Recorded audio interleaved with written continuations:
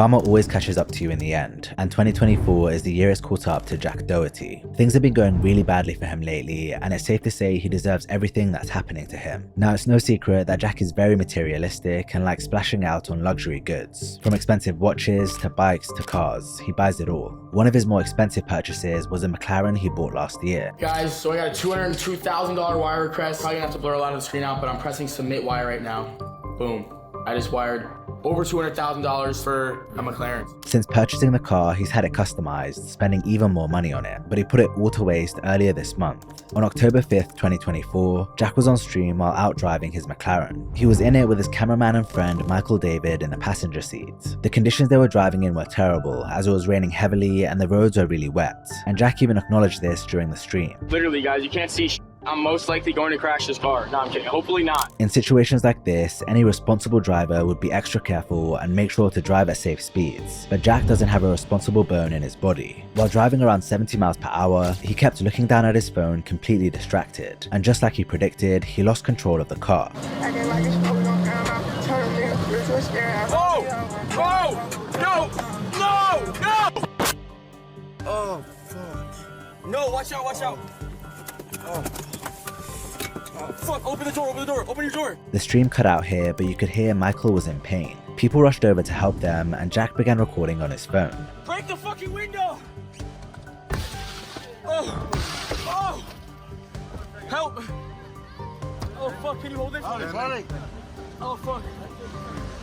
Oh! No, my fucking car, bro. Vamos, baby. Vamos, sal. Oh. Que estás bien. Fuck, dude. My fucking car. Holy shit, no. Jack eventually went to check on Michael, and he wasn't in good shape. His face was gushing blood from a cut he sustained on impact, but Jack hardly acknowledged it before turning his attention back to his car. Bro, my whole fucking car, bro. No fucking way. Oh my gosh. There's no fucking... Michael, here. Michael. Do you have your film on that phone too? It's hard to comprehend how narcissistic you have to be to ask someone who's bleeding out and in pain to record you, especially given you're the reason they're hurt. But literally everything Jack does in his life is about the content, which he proved once again when his brother and girlfriend showed up, and his brother suggested they let his girlfriend take the camera. You want to take that shit so he doesn't have to? Wait, let him have that, let him have that. Let him have that, and then McKinley, can you just... I think your nose. Just do this. Something. Can you go on here? Yeah. Clearly his brother was a lot more concerned about his friend than he was. When paramedics showed up, they asked him to turn the cameras off, and Jack responded saying this. Listen, man, I just crashed my car. I lost 200 grand. I need to make my money back somehow. Sorry. After this, they went to the hospital where Jack started recording while Michael got stitches. That was so scary. It smoked up so fast. Like, how did that happen, dude? Bro, if you think if I had a full tank of gas, like, we would have been exploded. Because my tank was empty. You could tell Michael didn't really want to talk, but Jack was trying to eke out every drop of content he could. When they got back to Jack's place, his mum showed up and she was completely distraught. You are lucky you are alive, Jack. I don't want to go on your funeral, Jackie. Please, please. Take this seriously. You gotta feel bad for her, having spent 21 years raising this kid, and he's out there risking his life for nothing. And you just know he took none of what she said on board. So much going on, like no one understands. Everyone's so quick to put some shit on me on social media. No one's gone through what I gone through just now. Like I literally almost died in a car accident. I literally almost died of these cars too. At least I still got 2 Lambos. If you create or are interested in creating content for social media platforms like YouTube, TikTok, or Instagram, you need to know about in-video AI. We all know AI is advancing at a crazy rate, and like with any new technology, there'll be those that take advantage of it early and those that get left behind. For content creation in particular, AI solutions can absolutely change the game, making your work easier, faster, and less stressful. And that's where in-video AI comes in. In-video AI V3 is launching soon, and it allows creators to produce full-length videos with generative media using text prompts. These videos can help you create anything from a documentary like this to a product advertisement or animation. For example, here's a Breaking Bad trailer produced in the style of the Lego movie, which was made with a single sentence prompt. This is what's so special about in-video AI. Unlike your standard stock footage websites where you're limited by the content they have, in-video AI allows you to produce tailor-made videos based on your exact needs, all with a simple text prompt. Not only that, but you can edit the videos in real time and use a voice cloning feature so you can tell your stories than your own voice. Its use cases are literally endless, and it was designed to be your perfect co-pilot and all-in-one solution for your video creation needs. It really puts you in a director's seat. If you haven't checked out InVideo AI V2 already, now's the time to do it. And if you use the link below with my code TELLUSMORE, you'll get 2 times the number of video creation minutes in the first month. Trust me, you want to check this out because the future of content creation is here, and you should take advantage of it sooner rather than later. Thanks again to InVideo AI for sponsoring today's video. Now, since the crash happened, Jack has been getting ridiculed online for the way he handled everything, and rightly so. He could have killed someone, which is a new low even for him, yet the only thing he cared about was his car. After reviewing the stream, Kick, the platform he streams on, decided to ban him for violating their community guidelines. And since this, he's been trying to milk the crash for content to stay relevant. Film this. I'm sorry. Yo, film. Oh, film! And he looked to be in panic mode after he went live on TikTok recently, begging for donations. Guys, let's see how fast we can hit my Galaxy. I'm gonna follow everyone back once we hit it.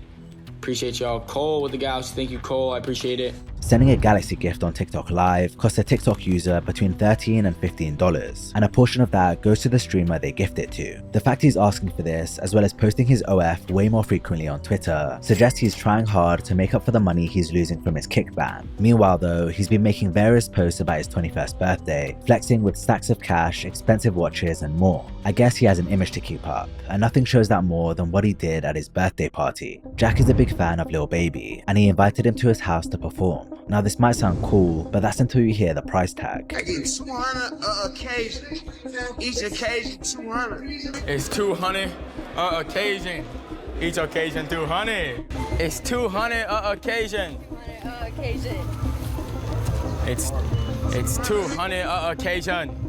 Each occasion 200. What's funny is that he paid Lil Baby $200,000, and throughout their interactions, he just kept getting disrespected. Lil Baby in the crib. Are you, I got a finger. No, I'm kidding. Huh? Be like screaming from and shit? Yeah, you used to, man. Before I got banned. Lil Baby went on to perform a few of his songs while Jack stood beside him awkwardly. I mean, it looked like everyone else was enjoying the show more than he was, and he paid for it. After it ended, he took a few pictures with Lil Baby and his cars before Lil Baby drove home, celebrating the easiest payday of his life. If there's one thing we've got to give to Jack, it's his ability to burn through cash. Aside from this, he's made one other big purchase recently, which in fairness was a lot more justified. You see, while Jack quickly went back to his social media grind after the crash, his cameraman Michael had to take it easy and recover from his injuries. Given this was his fault, Jack decided to buy him a jet ski he'd been wanting as a way of saying sorry. One of my best friends / filmer, Michael David, was in the car, so I'm gonna make it up to him and I'm gonna get him a supercharged jet ski, the one he's been wanting for forever. And he was literally gonna take out like a loan to get this jet ski, so he wants it really, really badly. So I'm just gonna get it for him because he deserves it. When Michael arrived, he still looked pretty banged up, but he was really happy about the jet ski. Bro, you don't understand, bro. I've actually wanted this for so long. Jack played the whole thing off as him doing a good thing for his friend, but he was also covering his own ass. If Michael decided to sue him, he'd make enough money to buy himself 10 of those jet skis. So for Jack, it made sense to keep him sweet. Either way though, it's good Michael has at least something to show for what he went through. Now, crashing your McLaren and getting banned on Kick is pretty bad, but it's not the first time this year that Jack has faced consequences for his actions. One of the things he's most well known and most hated for is terrorizing people in public, then hiding behind his security for protection. He always talks a big talk, but runs away at the first sign of any danger, letting others fight his battles for him. This happened, as it always does, at a Halloween party Jack went to last year, but this particular altercation ended very badly. The party was hosted by Corinna Kopf, and Jack got into an argument with 2 of the partygoers after he said something rude about her. You know Corinna lit. She is lit. Yeah, so don't talk, you can't talk shit. It's not talking shit, it's more of a joke, but like, I'm just saying, yeah. I call everyone an OnlyFans whore. We're all fucking OnlyFans whores. Wait, you ain't the fit though. Fuck around, you can't take everything so seriously. We're live streaming, like the fuck. Yeah, I'm just saying. It's all good, like I understand. I know it's but you can't fucking talk that shit when she's making rash. They continued arguing, and before long, Jack's bodyguard Kane got involved. Yeah! What are we doing? Hey, what are we doing? Hey, yo! You fight? Us 2 versus you 2. All right, go. I'm running. After this, the argument continued between Kane and one of the guys, and eventually Kane lost his cool and punched him square in the face. Hey, don't touch me. Don't touch me. I'm just saying, walk. You're Chill. You all said, what are you talking to, dog? I'm just saying, y'all said, just stop. Then walk. Oh, no, yo, stop. What is wrong with you? Are you Hey, what's up? Hey, one by one, what's up? Security guard are you? Dude, what's wrong with you? Fuck my face, nigga. You're Looking at the sheer size difference between these two, you know that punch must have hurt. It's just crazy that Kane thought he could get away with that. The victim, a guy called Chase Gardea, posted pictures online showing his injuries, and it wasn't pretty. He decided to take legal action, so now Jack and his bodyguard are being sued for assault and battery. Chase's lawyer released a statement saying, "This was a disgusting, unprovoked assault on a young man by a professional boxer at the direction of his social media influencer employer. Chase was minding his own business, enjoying a fun Halloween party with friends, when he was brutally attacked by a man several times larger than him. This sort of behavior by Jack Doherty and his cronies needs to end." Chase suffered serious injuries that could derail his life and career. Last month, the situation got worse for Jack as State Farm, his insurance company, filed a lawsuit against him for trying to use his renter's insurance to force the company to defend him in the litigation. According to them, he's not covered by their policies because they don't cover willful acts that cause bodily harm. The fact that Jack posted videos of the fight on his social media pages and is using the footage as part of his business also takes him out of cover, so now he has to fight not one but two legal battles. What's disturbing about this whole thing is that it's not the first time Kane has attacked someone while on the job. He did the same thing a few years ago while working for Lil Baby, when he knocked a female fan out cold. He was even more brutal here because he threw multiple punches at the woman. How this guy is not behind bars is a mystery, and the fact Jack still hired him knowing what he's capable of makes him just as bad. At this point, you can see things really haven't been going well for Jack, and recently we saw just how much it's been getting to him. In September 2024, he went on a cruise ship with his girlfriend and several other people. Alright guys, we're on a cruise. We got a 2-story room. This thing's insane, but look at the view over here. Come out, look at this.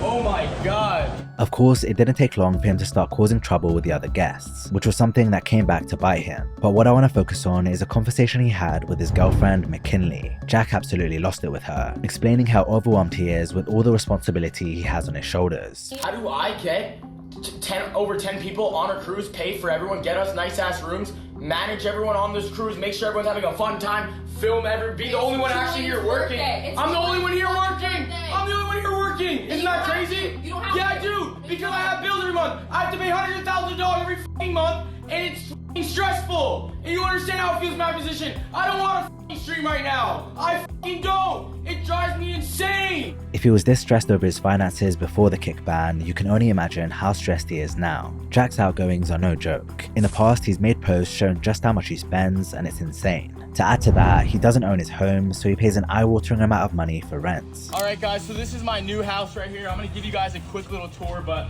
we just signed the lease. It's $55,000 a month. It's no wonder he's always pumping out content, because if he stops, he'll drown. The way he spoke to McKinley about it was honestly kind of sad, because you could tell he's trapped. I streamed 150 hours last month, and it's a side thing. That's not even my main thing. And I have to deal with everyone around me bitching 24/7 to make my life harder after I hand them everything. I hand everybody everything and do everything for everybody. You guys even don't have to book a single thing. I do everything. I still have to work. Just because it's vacation doesn't mean it's vacation for me. It might be for you guys, but I still have to work. I don't want to work. It's the last thing I want to do. I want to go hang out with my friends right now, go gamble with them at the casino. But I'm still streaming because I have money to make, because I have bills to pay, I have rent to pay, I have everyone's fucking salaries to pay at the end of the month. After his meltdown, Jack sat down with McKinley and admitted he thinks the only reason she's with him is because of his fame. It is. It's what I do for a living. It's why you're probably with me in the first place. If I didn't do social media, you wouldn't even have gave me the attention. The fact he knows this deep down and continues in the relationship anyway is tragic. But this is the status quo in Jack's relationships. Everyone uses him for one thing or another, to get paid, to get clout, or to get more subscribers on their OF page. But if what I'm going to tell you next about Jack is true, then he deserves all of that and more. A few months ago, two former friends and a former colleague of Jack made a video titled "Jack Doherty Must Be Stopped." In it, they revealed many of the degenerate things Jack did when he used to hang out with them, and exposed the truth behind the most sinister part of his business, OnlyFans. Everyone sees the lavish lifestyle, the cars, the girls, the jewelry, the clothes. He has it all when it comes to the surface. But when you actually dig deeper and see what he has to do in order to live the lifestyle he has, most people wouldn't trade what they are doing for him. They didn't waste any time and got straight into Jack's primary source of income. Let's break down just how he lives this lavish lifestyle. His primary main source of income is And how he gets people there is by making these hard to watch fake little skit videos for Instagram and TikTok. And if you're above the age of 10, you know that they're clearly fake. How many pumps does it take to explode the world's largest prime model? And then I had to get a girl that was really good at blowing to blow it all the way up to 100. I'm so dizzy. And she got so tired that I had to swap girls, and she took it all the way up to 200 blow. But majority of his audience is younger kids. Just take a look at this video. These are fans coming up to him out in public. Those are the type of kids that are watching these videos. He also has these girls in his videos that are all signed to his agency, and he takes a majority of their income and pays them a small salary, a small fraction of what they bring in. And Jack will say that these videos are geared towards older people, to try and get older people with money to spend money on him and his girls. But that's just not the case. If you take a look at the editing, the bright colors, the over-enthusiastic voiceovers, the subject matters of the videos, there's no way people above the age of 10 are watching without thinking this is insanely cringy and just hard to watch in general. If you take one look at McKinley's content on socials, you'll see just how much she features underage kids in her videos, and they all appear to be worryingly familiar with her. It's like their business model is designed to funnel teenagers towards their X-rated content, and it gets even worse. Earlier this year, Neon, another popular streamer, accused Jack of signing minors to OF contracts. Let me tell you exactly what Jack does. I don't care. You want to say that? Now I'm going to violate you and expose your script. Here's what you do. I'm going to tell you exactly what you do. You get 17-year-old girls the night before their birthday. You buy a $10,000 yacht every time. You get them drunk and they sign a contract 50% of their life every single time. Fuck you. These two have had bad blood for a while now, so it might be hard to just take Neon's word for it. But he isn't the only person who's made these types of allegations. Late last year, Natalie Reynolds, another kick streamer, posted a couple of tweets saying this: Jack Doherty has paid someone to take down and ban my Instagram accounts. Insecure narcissist is mad he can't make money off me anymore, and I'm releasing the truth. Stick to grooming minors. Oh, by the way, the grooming thing ain't a joke. This girl was 17 and Jack waited months for her birthday to get her drunk and sign a contract on a yacht. Jack responded denying the allegations and calling her nasty words, but I wouldn't be surprised if what Natalie and Neon have said is true. 2024 has been a big year for Jack, but for all the wrong reasons. He's up against the wall, having to fight through lawsuits, financial troubles, and a kick ban. If the kid had any redeemable qualities, you might actually feel bad for him. But everything he's going through right now is because of his own actions. All I can say is this is a deserved downfall if I've ever seen one, and it's a wonder it's taken this long.